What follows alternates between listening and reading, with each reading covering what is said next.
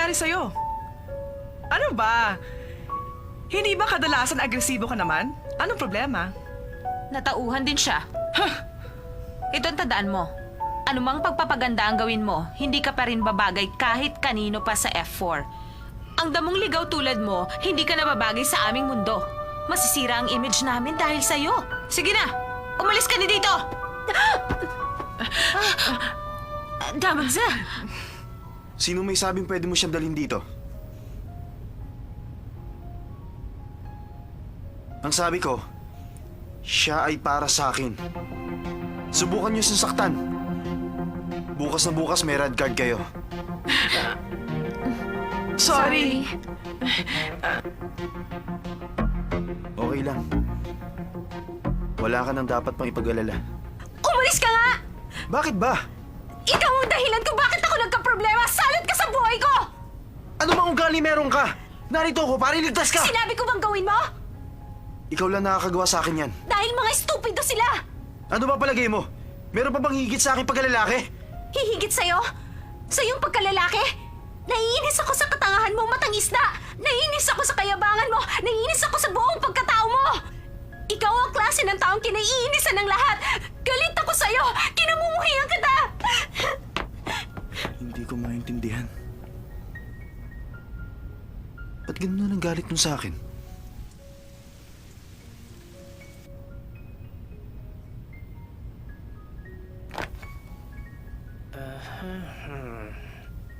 Bilisan mo! May tatanong ka pa ba? Okay, sir. Naririto po ang inyong tanong.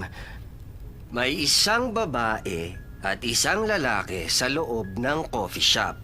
Ang sabi ng lalaki sa babae, ikaw ay talagang tatlo po ang pamimilian. A. Cute. B. Mahirap maintindihan. C. Talagang nakakainis.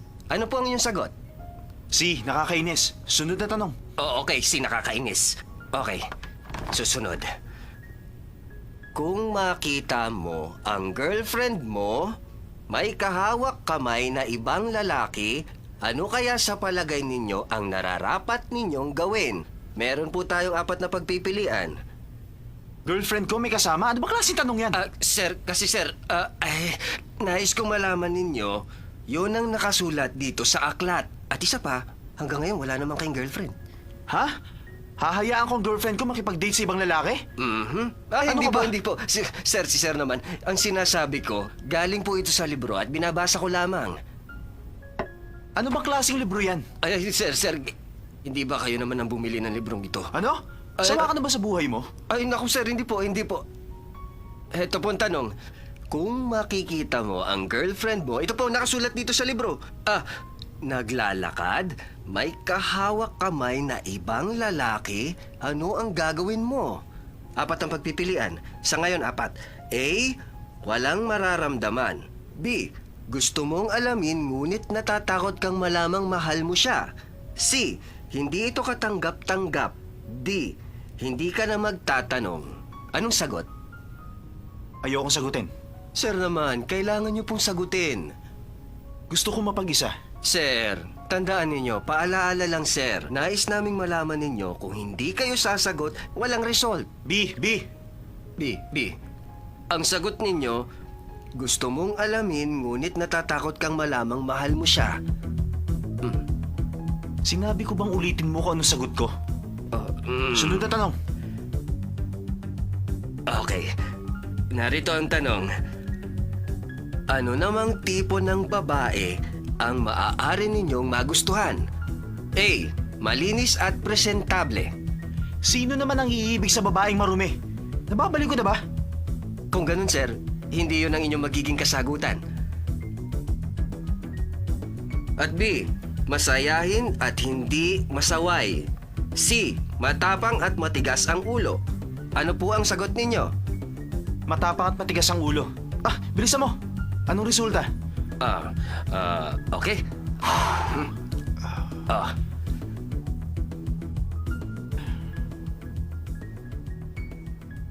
Sir, maaari niyo na po akong tanggalin sa trabaho.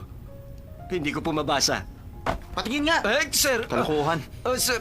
Ay, Naiinis ako sa katangahan mo, matangis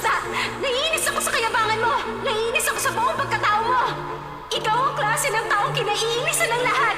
Galit ako sa'yo! Ay, sir, wag ka. Para lang malaman niyo, sir. May mga payo nakasulat sa huling pahina. Ang sinasabi rito, dapat kang magsimula sa iyong sarili. Dapat masayahin at lagi nakangiti. Magsuot ng simple at nababagay na damit para maging cute. Ang pakikipagkaibigan ay makakatulong sa panlipunang pakikisalamuha.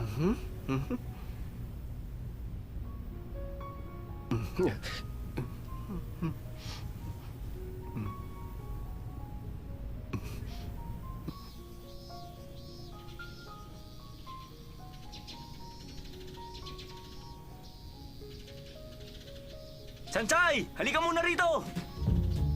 Hardworking Virgin! Punta mo na rito! Pwede ba tigilan nyo na ang ganyang biro? O sige, huwag ka na magalit. Inom ka muna. Umiinom kayo sa loob ng campus?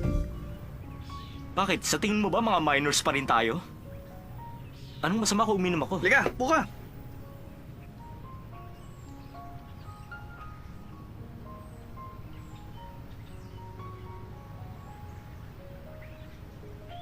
Sige lang, mag-usap lang kayo.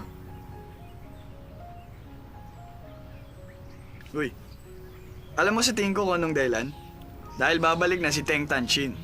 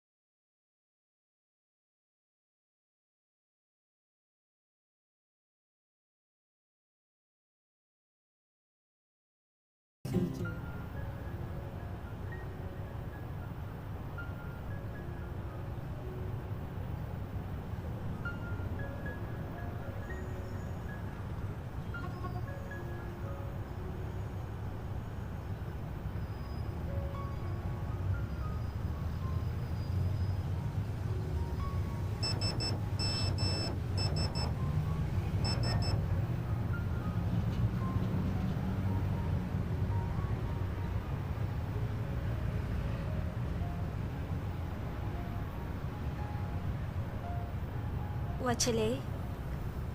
Ano ginagawa mo rito?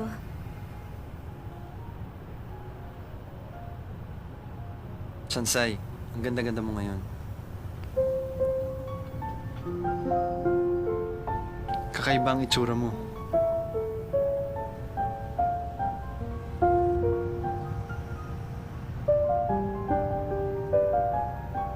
Good night. Masaya ako at nagkita tayo ngayon.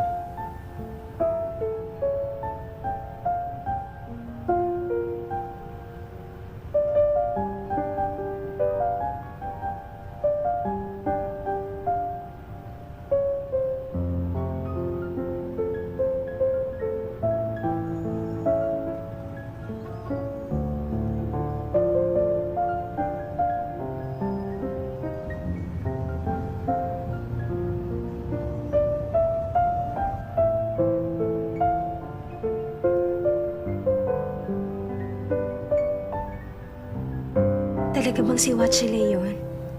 Panaginip pa niya? O panaginip ko?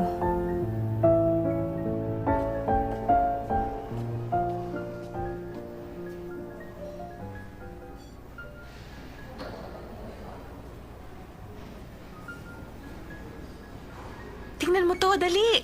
Nasa magazine si Teng Tang Chin. Wow! Ang ganda-ganda niya. Sana kasing ganda rin ako ni Teng Tang Chin. Hindi na maabot. Napakalayo ng narating ni Chin. Kung ikukumpara sa iba dyan. Oo nga. Yung isa, elegante at sosyal. Yung isa naman, losyang at pangit. At isa lang ang damit na suot sa loob ng 2 araw. Nagpapalit kaya siya ng underwear? Oh, gross! Sobra naman. Maganda na ba ako tingnan? Maganda ang panahon ngayon. Hindi maganda ang panahon. Ang ganda nun. Oo, gusto ko siya makita. Oo nga eh. Ano kayang usong makeup niya? Oo nga, oo.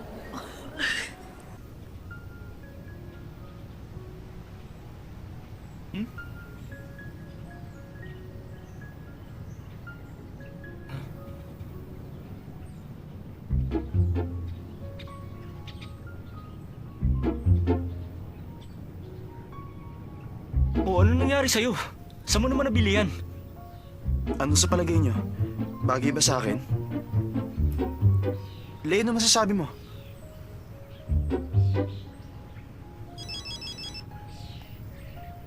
Hello? Dumating ka na?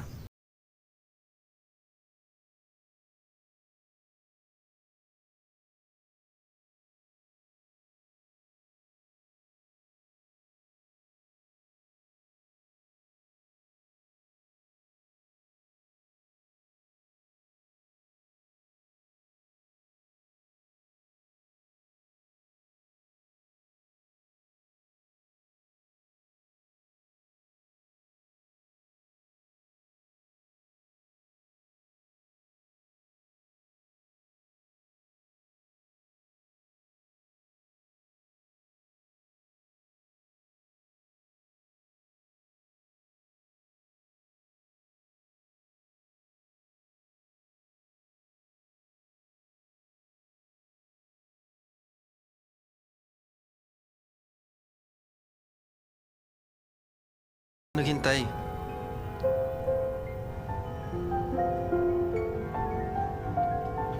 Hi! Kumusta na kayo?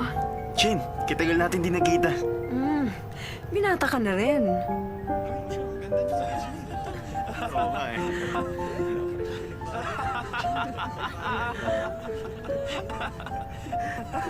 Mosi, Mas lalo kang gumanda ngayon at naging charming kaysa nung huli tayo nagkita. salamat! Uy, kailan ka ba dumating? Nakita ko pala yung poster mo. Maganda ah. Siya nga pala, doon ka pa rin ba nakatira sa Sin? Uminom muna tayo. Oo, no, sige, sure. Oh, Pero teka lang, pwede bang umuwi ka muna at magpalit ka ng damit? Tara na. Ikaw, Lay, di ka ba sama? Halika na. Hindi ako makapaniwala. May nabubuhay na kasing ganda niya. Para siyang Diyosa. Kay hirap abutin. Cheers! buti naman nagkita-kita pa tayo. Sana naman, hindi pa kaya nagbabago. Wala naman nagbago sa amin. Si Simen, linggo-linggo nagpapalit ng girlfriend. Hindi ako, si Mitcho. Hindi ah. Hindi ako tulad mo. Asa, kamusta ang kapatid mo? Kinasal na siya noong 1 taon pa. Sa Switzerland nakatira ngayon, kasama yung asawa. Talaga? Di ba close kayo magkapatid? Siguradong mismo na siya. Huwag mo siyang alalahanin. Merong babaeng kamukhang kamukha ng kanyang kapatid. At yun ay si Sansay. Loko to ah. Hindi siya katulad ng kapatid ko. Malayo siya sa udol ko. Talaga? Lay, bakit ang tahimik mo? Nababagot ka ba? Narito na si Chin. Alam ko, narito siya. Kagaya pa rin ng dati si Lay. Babalik din niya sa normal kapag masaya na yan. Alam ko naman, lagi naman ganyan si Lay. Hindi ah. May problema? Chin, ba't ka nagpakuha ng ganun? Masyadong revealing para sa akin. Ano ka ba naman? Wala naman ako nakita eh. Hanggang dito lang naman nakuha niya. Lay, ano ka ba naman? Masyado akong conservative. Huwag kang mag-alala, trabaho lang yon. Chin, hindi ikaw yung typical model. Ayoko lang yung ginawa mo. Natutuwa naman ako at concerned ka sa akin. I like you, Lay. Come on, tama na yan. Uminom na lang tayo. Sige, inom tayo para sa ating lahat. Halika mo kami rin. Cheers! Wow! Nandito tayo para magsaya, di ba? Ah, Yan ang gusto ko. Cheers muna. Sige, sige.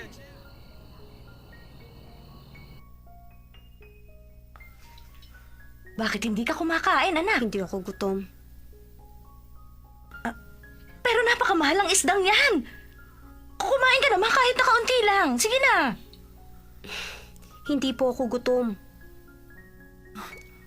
Nasaan ang isda? Honey! Bakit mo kinakain yan? Ano ka ba naman? Ako hindi. Hindi marunong magpahalaga ang kabataan ngayon. Kung anong meron, ayaw nilang kumain nito, ayaw nilang kumain nun. Kung alam lang nila ang hirap ng buhay, hindi lahat ng oras may pagkain, di ba? Alam mo ba ang hirap ng buhay namin noon? Ibinebenta ko ang sarili kong dugo. Oo, pero para sa dugo, yun na lang kasi ang alam namin gawin. Pagkatapos noon, dinala ako sa ospital dahil sa anemia. Halos maubusan nga ako ng dugo noon. Huwag kang bibili ng isdang matinik. O ito nga, tingnan mo. Hindi, huwag ka na kumain ng isda. Tataas ang presyon ng dugo mo. Tataas ang triglycerides mo. Tataas ang kolesterol mo. At sa huli, dadali ka na naman sa ospital. Dahil naman hindi kumakain si Sanchay. Mahal ang isda. Amiga mo ko na kalahati. Sige na. Hingi naman. Ang daddy niya, CEO ng isang malaking korporasyon. At ang daddy ko naman, nagbibenta ng dugo. Paano kaya ako magiging katulad ni Teng Tanshin? Mabuti pa, huwag ko na lang isipin at huwag na rin isipin ng F4. Shansai! Shansai! Ako ito! Si Xinghe! Sandali lang, antayin mo ako. Shansai, ano ka ba? Si Xinghe! Xinghe? Oo! Sa junior high school? Anong ginagawa mo rito? Kalilipat ko lang. Yumaman na rin ang daddy ko. Pinagbili ang namanan niyang lupa. At doon na kami yumaman. Nangangamba ang daddy ko baka hindi ako mapabilang sa mga elite. Kaya magkakasama na naman tayong muli. Oo nga, matagal na rin panahon natutuwa naman ako nagbalik ka.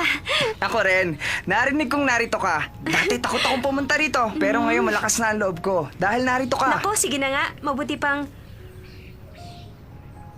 Huwag mo na muna ako sigurong kausapin. Bakit? Ikaw lang naman ang kakilala ko rito ah. Ikaw lang naman ang nagmamalasakit sa akin eh. Bakit ba? Bakit hindi kita pwedeng kausapin? Oh, sige na, hindi na. Tayo na nga. Ah, talagang nakakagulat. Siguro, maraming celebrity dito. Siguro, pero hindi ko sila kilala. Aba, sino sila? Mga artista ba? Hey, kamusta kayo? Huwag tumigil ka! Sinasabi ko sa'yo, kung gusto mong tumahimik ang buhay mo sa school na ito, iwasan mo sila, maliwanag ba? Bakit? Huwag ka nang magtanong, tayo na.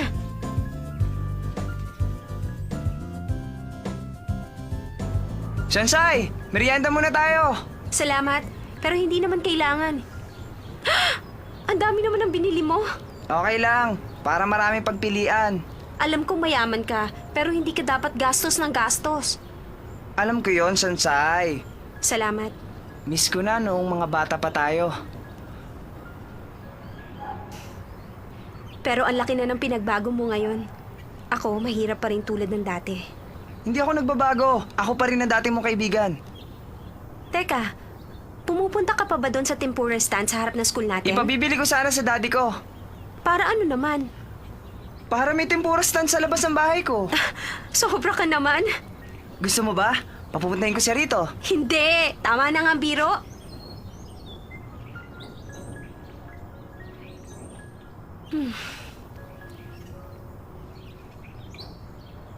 Natutuwa ako nagkita tayo ulit, Xinghe. Magpakasaya ka na ngayon, Xinghe. Anong ibig mong sabihin? Wala lang. Talagang masaya lang ako.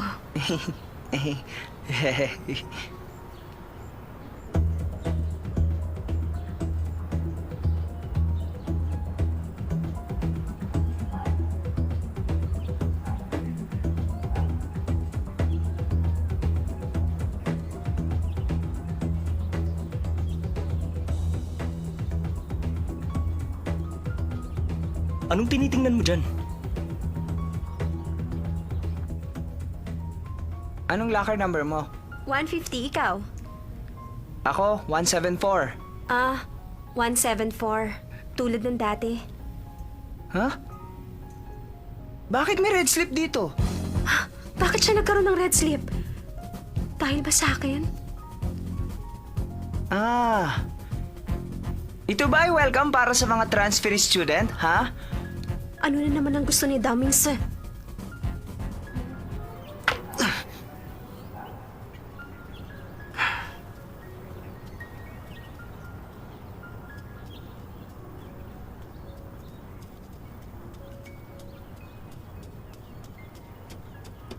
Ano ba talagang gusto mo? Sobra ka na. Hindi mo kilala si Shing Ha. Ano bang atraso na gawa niya sa'yo? Sabihin mo! Ikaw lang naman ang dahilan. Prinsesang Yagit. Nagtatanong ka pa. Anong ibig mo sabihin? Ano nga ko ang dahilan? At huwag mo akong sinisigaw-sigawan ha, utak lamok! Ako, utak lamok? Matalino ba mga kaibigan mo? Si Shing Ha... Oo, sino pa bang tinutukoy ko? Tignan ko lang kung sino unang makick out sa inyong dalawa. Gusto kong bawiin mo ang red card na yon. Nagpapatawa ka. Wala pa nag-utos kay Damingse ng ganyan. Inuulit ko, bawiin mo sa kanya ang red card na yon! Umalis ka nga dyan. Bakit ka bumabatol sa babae? Tumigil ka nga. Yan ang gusto mo, hindi ba? Di ba siya ang gusto mong barkada? Maghintay ka ng parusa. Sobra ka na! Hindi kita mapapatawad! Mag-isip ka nga. Ginagawa mo yan sa walang kwentang tao. Oo, at wala kang pakialam! Sino ba kayo? Aray ko! Oh, yun! Ano ba? Bitiw mo niyo siya! Umalis kita! Siya mo! Bilis! Takbo! Halika na! Bilisan mo! Hoy! Hoy! Balik ka dito! Bilis! Bilis!